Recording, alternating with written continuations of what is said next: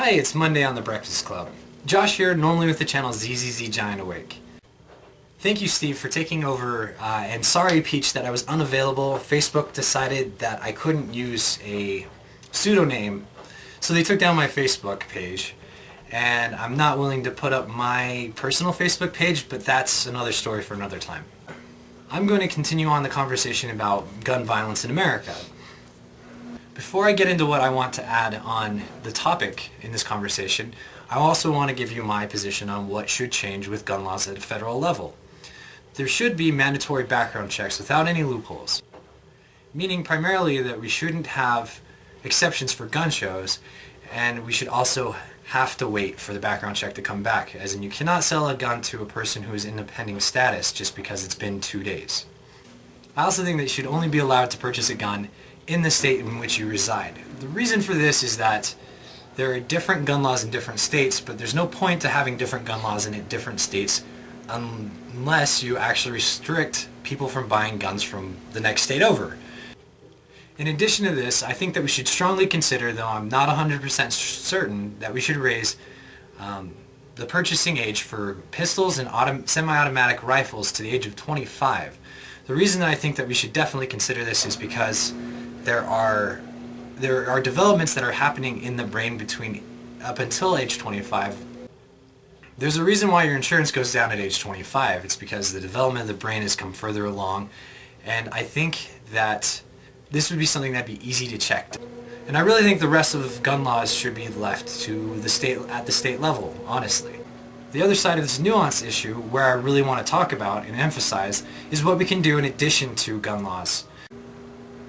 According to a Wikipedia page, which I know is not the best place to look for statistics, gun deaths in 2013, from largest to smallest, were the 21,175 suicides, 11,208 homicides, 505 accidents, and approximately 200 undetermined causes of death, or causes for the death. Homicide deaths can be thought of as separate categories, the categories being organized crime, unorganized crime, and mass shootings or other. So addressing these issues from the least amount of fatalities, accidental deaths can be minimized by responsible gun handling policies and training, essentially. There are many ways that you can practice owning a gun in a safe way, such as having your gun in a gun safe that you keep near your bed, and there are gun safes that you can access really quickly. Also, not keeping your gun loaded, and there are guns that also have the ability to detect whether it's you who's holding it or not, and so that way your gun can't be used against you. Now the rest of these solutions that I offer are going to be a bit more controversial. Both organized and unorganized crime can be affected, I think, drastically by how we choose to enforce and handle our drug policies here in the United States. I think obviously the war on drugs has failed. I think that legalizing pot would be a first big step in this direction, and I want to give credit to my friend Matt, who mentioned on his channel about legalizing marijuana. I also think that there are ways that we can control and regulate other harder substances.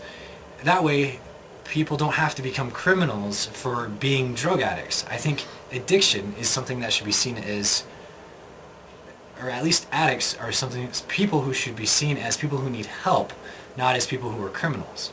I can spend a lot of time on both of those subjects, but as this video is about gun violence, I want to focus on that. Now, the other thing, as far as solutions go, is something that comes up a lot, and that thing is mental health. Mental health comes up in a really odd way, which is this really stigmatized version of mental health.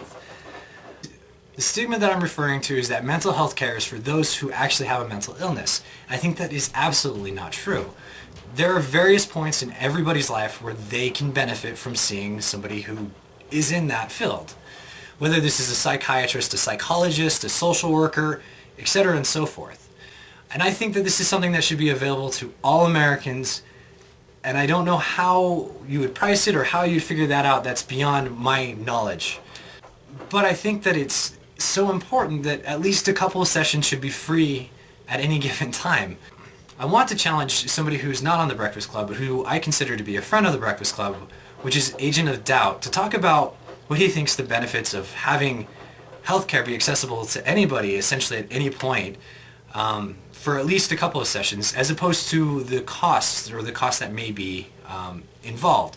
And again, this is more of what he thinks. He doesn't need to be very specific about it unless he decides to be. Now, I think it's an odd thing that keeps coming up when people are saying that people with mental illnesses shouldn't be able to own weapons.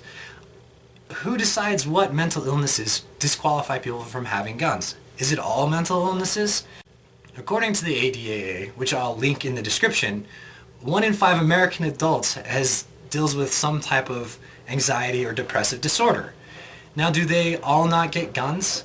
And with something like anxiety and depression, those things are handled quite often in a healthy way, and they're also not very dominant throughout the entire life.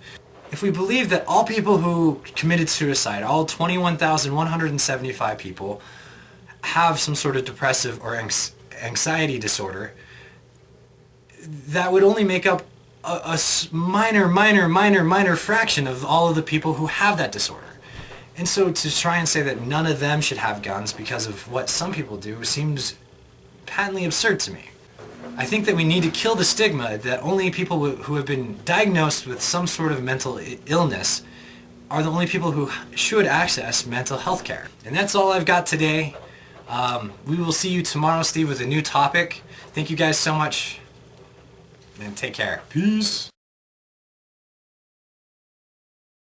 Crime, being organized and unorganized, can be affected by changing our drug. Drugs. Marijuana. Drugs. I like drugs. Whoa, my voice is so trippy. You should do a whole video like that one day. Hi guys, Josh here from the channel zzzgiantawake.